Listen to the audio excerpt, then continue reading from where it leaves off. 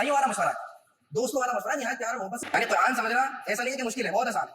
اب ہم پر ہے, علماء نے جو اتنی خدمات کی ہیں, ان خدمات کا صلہ ہم ان کو کیسے دیتے ہیں اور اپنی آخرت کو بہتر کیسے بناتے ہیں. لیکن یاد رکھیے, ایک بہت اہم بات کی طرف میں توجہ دلانا چاہتا ہوں, وہ یہ ہے کہ یہ بات یاد رکھیے, یہ کہنا, دیکھیں, یہ کہنا کہ خالی قرآن مجید پڑھنے کا اگر ہمیں سمجھ میں نہیں آ رہا تو کوئی ثواب نہیں ہے یا کوئی فائدہ نہیں ہے. خالی قرآن مجید پڑھنے کا کوئی فائدہ نہیں ہے, یقین کیجیے یہ بالکل سراسر بے عقلی کی بات ہے, بے وقوفی کی بات. یہ جذبات میں آ کر یا بغیر جذبات محفل میں بیٹھ کے کبھی کہتے تھے نا کوئی, ارے بھائی قرآن پاک تو ترجمہ تفسیر سے پڑھو گے تو سمجھ میں آئے گا. ہم بھی یہی بات کہہ رہے ہیں اتنی دیر سے. لیکن اگر کوئی شخص ثواب کی نیت سے قرآن پاک صرف پڑھتا بھی ہے, اگر اس کو سمجھ میں نہیں آتا تو صرف پڑھنے کا بھی ثواب رکھا ہے. خواتین ہوتی ہے نا, آپ نے دیکھا ہوگا کیسے کہتے بابوں کے پاس چلی جاتی ہیں. خواتین کو تو سختی سے منع ہے کہ بھائی خدا کے واسطے چاہے کتنا ہی اچھا بھی کوئی ہونا, کتنا ہی اچھا نہیں پارسا مرد, کسی خاتون کو کسی صورت اس کے پاس چھوڑنا ہی نہیں چاہیے. ہمارے نبی آخری نبی ہے, کوئی نبی نہیں آنے والا, کوئی نبی نہیں آنے والا. کوئی سے بھی تعریف بیان کرے, کچھ بھی کہتے ہیں کہ نہیں ایسا نبی ویسا نہیں, نبی آنے والے نہیں, ایسا نبی ویسا نہیں, نبی آنے والے نہیں. بات ہی نہیں سنی بھائی آپ. رب العالمین والصلاة والسلام علی سید الانبیاء والمرسلین. اما بعد فاعوذ باللہ من الشیطان الرجیم, بسم اللہ الرحمن الرحیم. قال اللہ تبارک و تعالی فی کلامہ فی شان حبیبہ, ان اللہ وملائکتہ یصلون علی النبی یا ایہا الذین آمنوا صلوا علیہ وسلموا تسلیما. اللہم صل علی سیدنا ومولانا محمد معدن الجود والکرم وآلہ وبارک وسلم.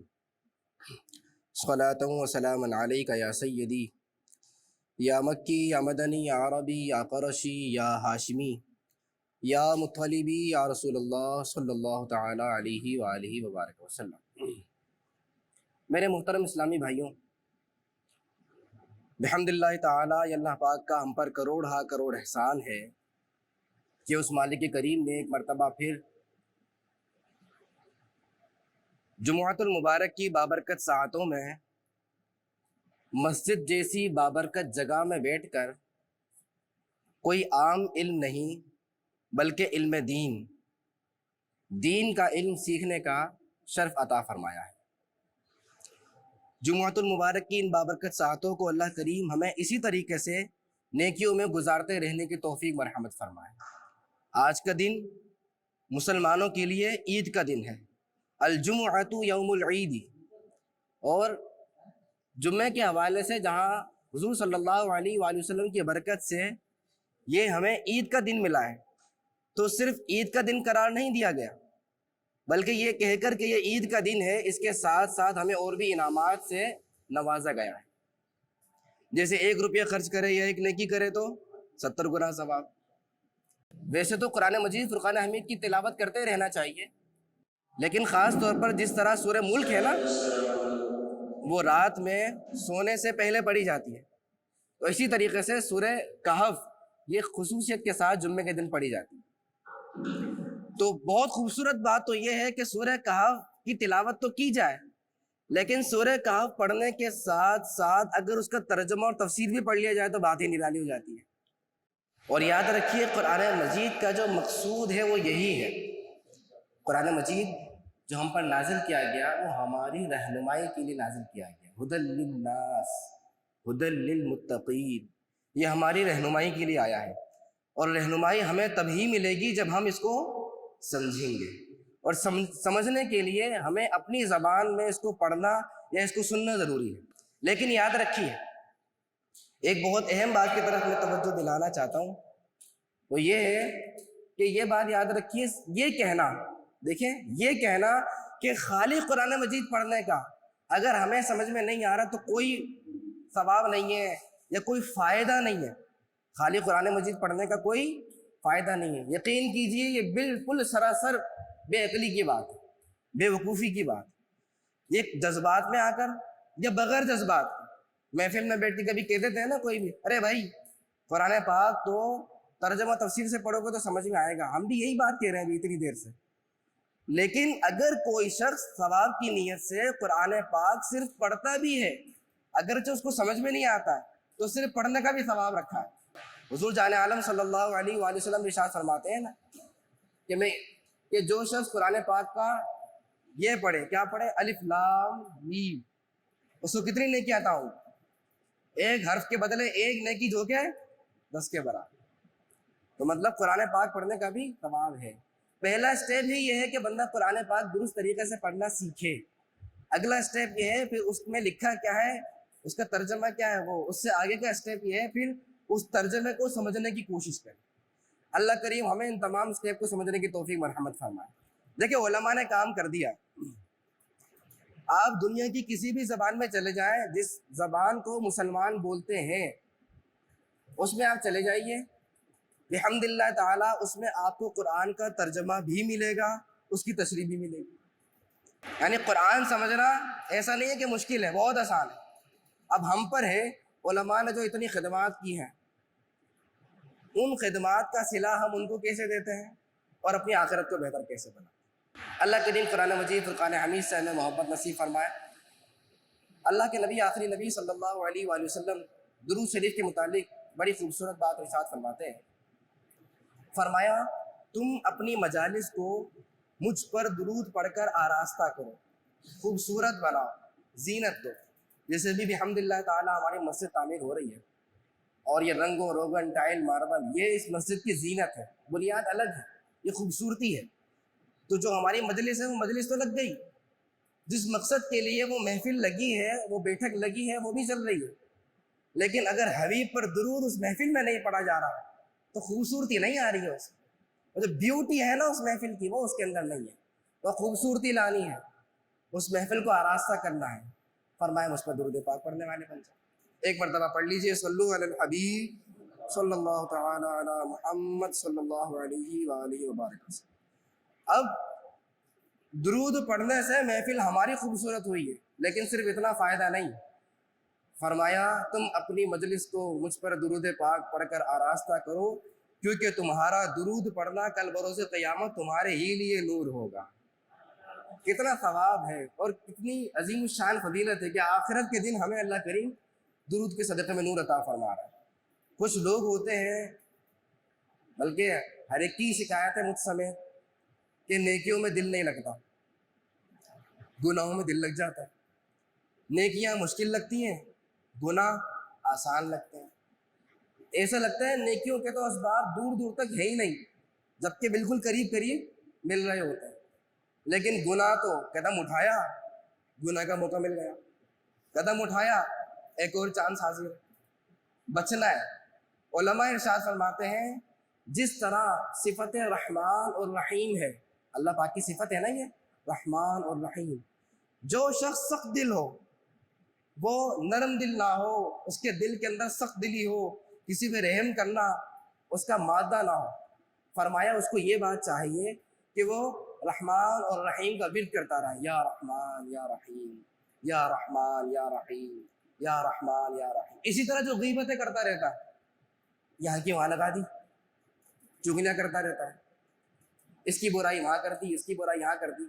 تو غیبت چغلی ایسی بیماریوں میں مبتلا ہے، وہ لوگوں کے ایب اچھالتا رہتا ہے. حالانکہ کیا ضرورت پڑی آپ کو بیان کرنے کی کسی کی بات، اس کی بات ہے اس کی حد تک ہے ختم. ہاں اگر اصلاح چاہتے ہیں تو کس کو بیان کی جائے گی وہ بات؟ اسی کو.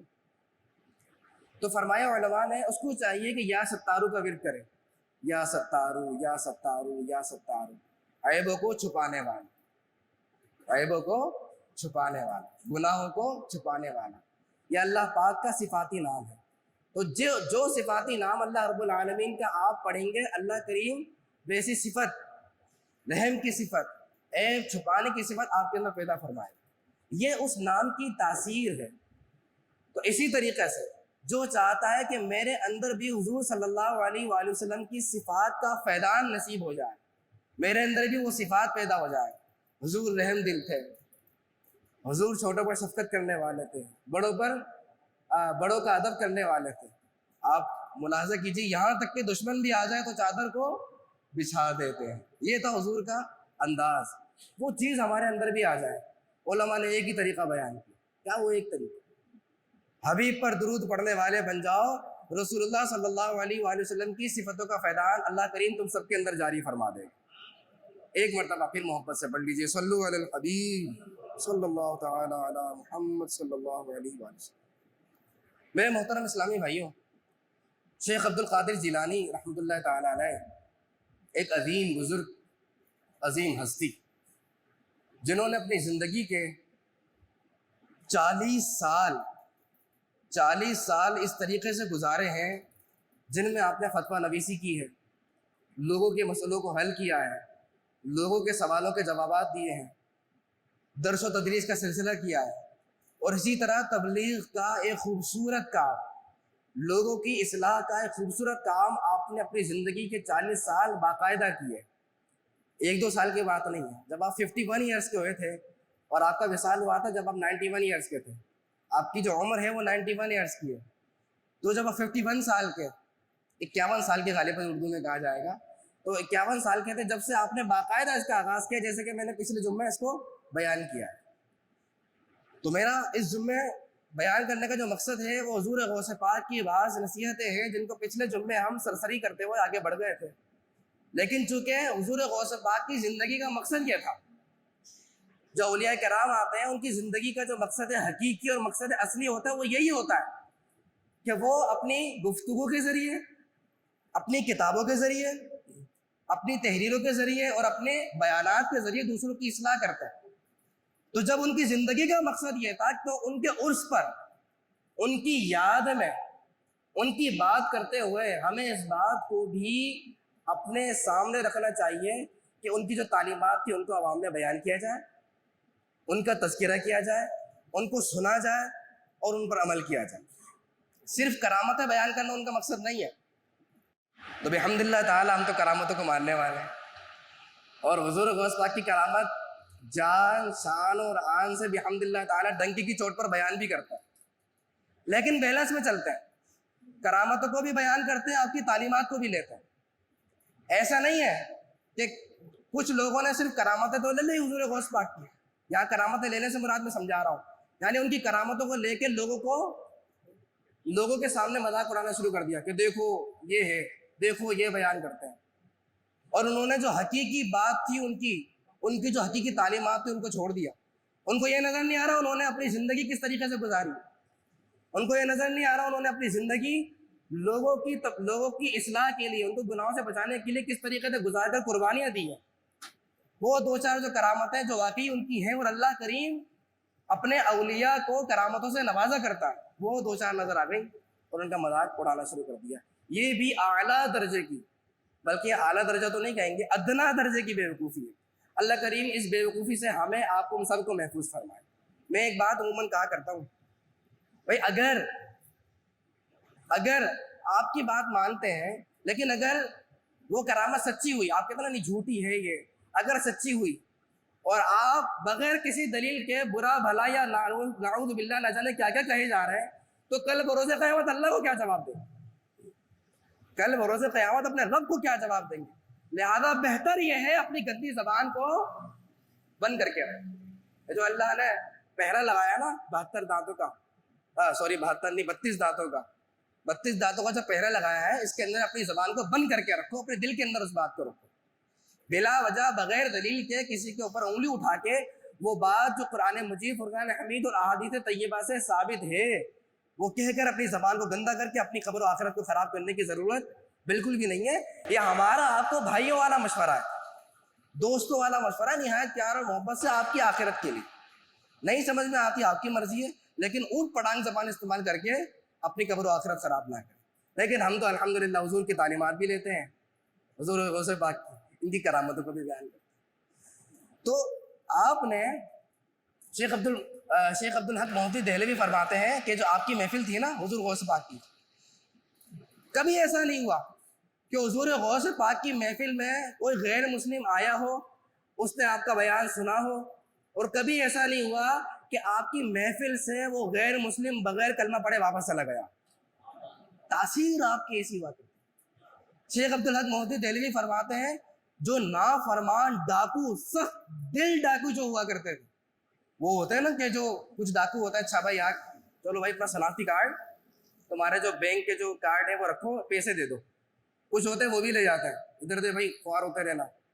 اور کچھ تو باقاعدہ پیسے بھی لے لیے، سب کچھ لے لیا، جب اس نے سیدھی شرافت سے آپ کو دے دیا ہے تو بھائی مارنے کی کیا ضرورت ہے اس کو؟ زندگی تو چھوڑ دو، بیچارے کے پتہ نہیں چھوٹے بچے ہوں، نئی نئی شادی ہو، کیا رمان ہو، کیا ہو، बूढ़े माँ बाप पीछे इंतजार कर रहे हो, इतना सख्त दिली कि उसको ही मार दिया।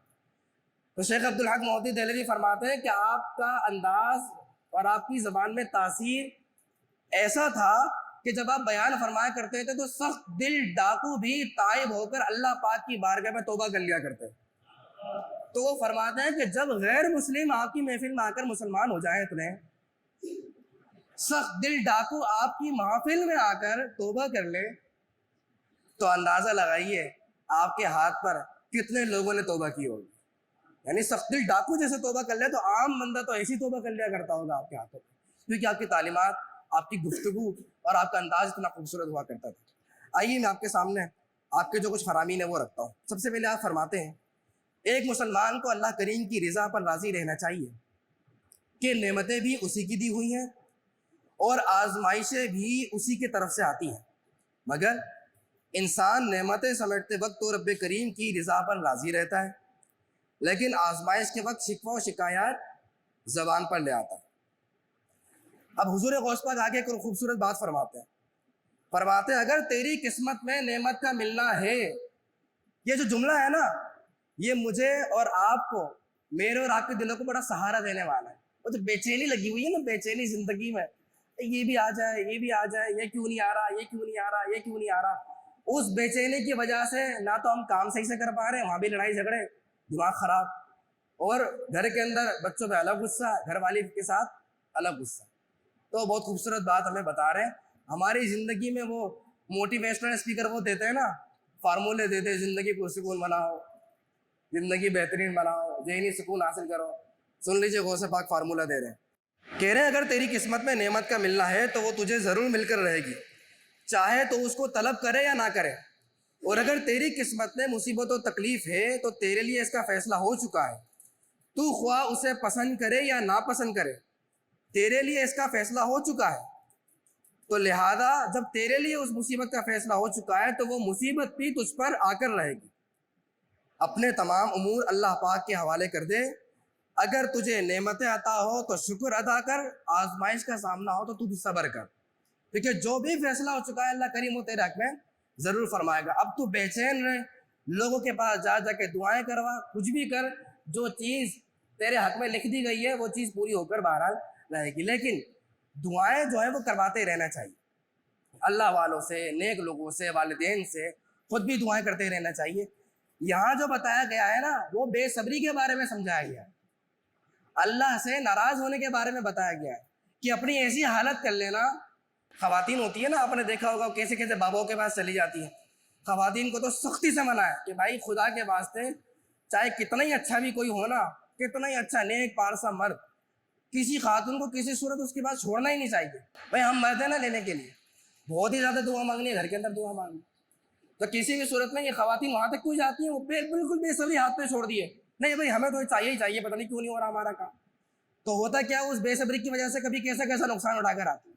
तो हुजूर गौसे पाक यहाँ पर किस वाक़ये में तालीम इरशाद फरमा रहे, मैंने एक और फरमान पढ़ा हुजूर गौसे पाक का, आपसे फरमाया गया, यानी आपसे पूछा गया, ये इरशाद फरमाइए कि सब्र शुक्र करने वाला सखी अफजल है या सब्र करने वाला गरीब? जो गरीब है वो सब्र ही करेगा बेचारा, और क्या करेगा, और जो सखी है अल्लाह ने बढ़ा दिया है भाई, जब तो सखावत कर रहा है तो शुक्र करेगा। अफजल कौन है? आए हाय अल्लाह अकबर। आप इरशाद फरमाते हैं, मैं जो जुमला बोलूँगा थोड़ा सा मुश्किल हो जाएगा शायद, लेकिन तवज्जो से सुनिएगा, दोनों जुमले सुने पहले। शुक्र करने वाला सखी अफजल है या सब्र करने वाला गरीब? फरमाया शुक्र करने वाला गरीब इन दोनों से अफजल है। नहीं समझे ना, मुझे पता था मुश्किल हो जाएगी। आपने पहला भी जुमला जोड़ा है, दूसरा भी जुमला जोड़ा है, ना तो पहले वाले को अफजल कहा है ना दूसरे वाले को अफजल कहा है, आपने एक नई किस्म बनाई और फरमाया शुक्र करने वाला। कौन? सखी नहीं, शुक्र करने वाला गरीब के नहीं है, बहुत कुछ उसके पास नहीं है, लेकिन फिर भी कह रहा है या अल्लाह तेरा शुक्र है, सूखी रोटी खा के भी कह रहा है मौला तेरा शुक्र है। काम पर जा रहा है, आजमाइश है, कभी सफर की आजमाइश दीगर, लेकिन फिर भी कह रहा है या अल्लाह तेरा शुक्र है। फरमाया ये जो गरीब है ना, अल्लाह का शुक्र अदा करने वाला, ये इन दोनों से भी ज्यादा अफजल है। एक और बात, حضور غوث پاک دوسری تعلیم ارشاد فرماتے ہیں محترم اسلامی بھائیوں گناہوں سے بچنے اور نیک اعمال پیدا کرنے کے لیے خوف خدا کا ہونا بے حد ضروری ہے۔ یقین کیجئے حضور غوث پاک کا جو فرمان ہے بہت خوبصورت۔ اگر میں اور آپ چاہتے ہیں نا پورے پاکستان سے جرائم بالکل ختم ہو جائے، بہت سارے پولیس کو کھڑا کرنے کی ضرورت نہیں ہے، ویسے تو نظام مضبوط ہونا چاہیے، اس نظام کو ختم کرنے کی بات نہیں کر رہے، فوج کو کھڑا کرنے کی، جگہ جگہ کیمرے لگانے کی ضرورت نہیں ہے، کیونکہ دنیا میں ایسے بھی ملک ہیں جن میں اتنے کیمرے ہیں ایک ایک علاقے میں، پولیس کا نظام ایسا مضبوط ہے اور کیمرے اتنے ہیں بے تحاشا کہ کوئی چھپ نہیں سکتا، کسی صورت نہیں چھپ سکتا، لیکن جرائم وہاں پر بھی ہو رہے ہیں۔ آخر وہ کیا چیز ہے جو اتنی سیکیورٹی کے باوجود، اتنی زبردست ناکہ بندی کے باوجود اس بندے کو گناہ پہ ابھار رہی ہے؟ وہ اللہ کا خوف نہ ہو، بے باکی ہے۔ لیکن ایک مسلمان دیکھیے گا گھر کے اندر ہوتا ہے، فریج کے اندر کل مغرب میں جن فروٹ سے روزہ افطار کیا تھا وہ فروٹ بھی رکھے ہوئے ہوتے ہیں، گھر میں کوئی دیکھنے والا پوچھنے والا بھی نہیں ہے، اکیلا موجود ہے، وہ چاہے تو بآسانی فروٹس کھا سکتا ہے، شربت پی سکتا ہے، ٹھنڈا ٹھنڈا پانی پی سکتا ہے، لیکن وہ کون سی چیز ہے، نہ کیمرے لگے ہوئے، نہ لوگ دیکھ رہے ہیں، نہ کچھ اور ایسا ہے، وہ کون سی چیز ہے جو اس کو کھانے سے روک رہی ہے؟ وہ ہے خوف خدا۔ اس کو پتا ہے کہ میرا رب مجھے دیکھ رہا ہے، میرا اللہ مجھے دیکھ رہا ہے۔ یہ جب چیز کسی شخص کے اندر داخل ہو جائے نا، وہ لوگ کہتے ہیں عموماً دعوت اسلامی والوں کو، آپ لوگ رلاتے بہت ہیں، اب تو رلانا کم کیا ہے، پہلے تو بیانات ہی ایسے ہوتے تھے۔ تو امیر اہل سنت بہت ساری جگہ تعلیمات ارشاد فرماتے ہیں، ان میں سے ایک جواب یہ بھی دیتے ہیں تاکہ خوف خدا پیدا ہو۔ جب اس قوم میں خوف خدا پیدا ہو گیا نا، پھر آپ کو سمجھانے کی ضرورت نہیں ہے کہ بھائی اذان ہو گئی ہے نماز پڑھ لو، پھر کسی چور کو سمجھانے کی ضرورت نہیں، بھائی چوری بہت برا کام ہے، بیچارہ آزمائش پہ آ گیا، پتہ نہیں کس کے لیے لے کے جا رہا ہوگا، دوائی کے لیے پیسے تھے، کیا تھا نہ جانے، وہ کچھ سمجھانے کی ضرورت نہیں ہے اس کو، کیونکہ جب خوف خدا پیدا کر دیتے تو سارا کام خوف خدا خود ہی کر دیا کرتا ہے۔ وہ اللہ کی یاد بار بار اس کو ستا رہی ہوتی ہے، بار بار اس کو یہ پیغام آ رہا ہوتا ہے کہ اللہ تجھے دیکھ رہا ہے، اللہ تجھے دیکھ رہا ہے، تو سب سے تو چھپ سکتا ہے لیکن اللہ سے ہرگز نہیں چھپ سکتا ہے۔ اسی طرح حضور غوث پاک ایک اور بڑی پیاری بات ارشاد فرماتے ہیں، کہتے ہیں فکر آخرت ہونا ایک مسلمان کے لیے بہت ضروری ہے۔ کہتے ہیں لمبی لمبی فکروں کو چھوڑ دو، اور یہ بات سمجھاتے ہوئے فرماتے ہیں کہ میری بات سنو، جب دنیاوی تھوڑا سا مال کمانے کے لیے جو کہ آسان ہے، اس کے لیے مشقتیں کرنی پڑتی ہیں، اس کے لیے تکلیفیں اٹھانی پڑتی ہیں، اس کے لیے وقت دینا پڑتا ہے، اس کے لیے قربانیاں دینا پڑتی ہیں، تو کیسے ہو سکتا ہے کہ وہ چیز جو اللہ کے پاس ہے، جنت، اللہ کی نعمتیں جو کہ اللہ کے پاس ہے، فرمایا کیسے ہو سکتا ہے کہ جو چیز اللہ کے پاس ہے وہ بغیر مشقت کے تمہیں مل جائے؟ جو چیز سامنے آسان ہے وہ مشقت کے بغیر نہیں مل رہی، اور جنت تمہیں جو ہے بغیر مشقت کے بیٹھے بیٹھے مزے سے ٹیک لایا ہوا فوم والے تکیے پہ، اور آنکھیں بند ہوئی، انتقال ہوا، اگلے دن کہاں پر؟ سیدھا جنت میں، وہ بھی جنت الفردوس۔ ایسا کچھ بھی نہیں ہے۔ جس طرح دنیا میں مشقت ہے، 2 اور 2 4 ہی ہوتے ہیں، 3 اور 3 6 ہی ہوتے ہیں، اور 6 اور 6 12 ہی ہوتے ہیں۔ دنیا میں جو کمائے گا، محنت کرے گا، اسی کے بعد پیسے آئیں گے، تو اسی طرح آخرت بھی اسی کے پاس آئے گی جو آخرت کے لیے محنت کرنے والا ہوگا، آخرت کے لیے قربانی دینے والا ہوگا۔ حضور غوث پاک مزید ارشاد فرماتے ہیں، آخری بات بیان کروں گا، 7 نصیحتیں تھیں لیکن چوتھی، کہتے ہیں مبلغ کو باعمل ہونا چاہیے۔ فرماتے ہیں یہ کیا بات ہوئی؟